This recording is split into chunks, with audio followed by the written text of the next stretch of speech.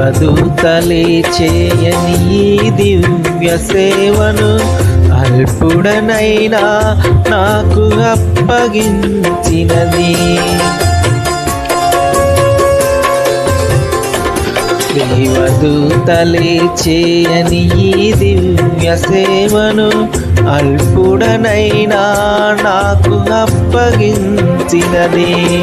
నీ కృపా నీ కృపా నీ కృపా ఇది నీ కృపా నీ కృపా నీ కృపా నీ కృపా ఇది నీ కృపా.